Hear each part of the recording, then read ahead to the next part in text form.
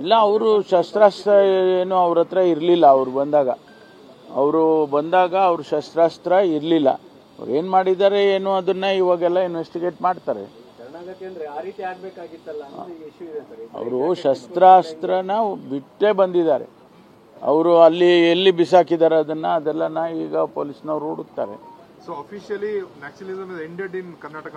More or less, yes, 99% end ಆಗಿದೆ ಅಂತೇಳಿ ನಾವು ಅಂದ್ಕೊಂಡಿದ್ದೇವೆ. ಅವರು ಬೇರೆ ರಾಜ್ಯದವರು ಇದ್ದಾರೆ.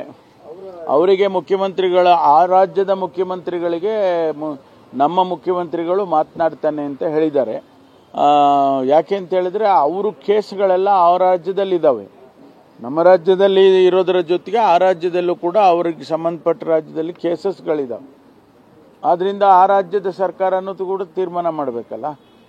ಅದಕ್ಕೋಸ್ಕರ ಮುಖ್ಯಮಂತ್ರಿಗಳು ನಿನ್ನೆ ಸ್ಪಷ್ಟವಾಗಿ ಹೇಳಿದ್ದಾರೆ. ಆ ಮುಖ್ಯಮಂತ್ರಿ, ಕೇರಳ ಮುಖ್ಯಮಂತ್ರಿಗಳಿಗೆ, ತಮಿಳುನಾಡು ಮುಖ್ಯಮಂತ್ರಿಗಳಿಗೆ ಇಬ್ಬರಿಗೂ ಮಾತನಾಡ್ತೀನಿ ಅಂತ ಹೇಳಿದ್ದಾರೆ. ಸರ್, ನಿನ್ನೆ ಇದು ಡಿನ್ನರ್ದು ಪೋಸ್ಟ್ಮನ್ ಆದ್ಮೇಲೆ ರಾಜಣ್ಣ ಉಪಮುಖ್ಯಮಂತ್ರಿ ಬಗ್ಗೆ ಅವ್ರ ಆಸ್ತಿ ಬರ್ಸ್ಕೊಂಡ್ಬಿಟ್ಟಿದೀವ ಅಂತ ಮಾತಾಡಿದ್ದಾರೆ. ಬಿಜೆಪಿ ಅವರು ಇದನ್ನ ದೊಡ್ಡದಾಗಿ ತಗೊಂಡು ನಗೆಪಾಟ್ಲಾಗಿದೆ ಕಾಂಗ್ರೆಸ್ ಅಂತ ಹೇಳ್ತಿದ್ದಾರೆ.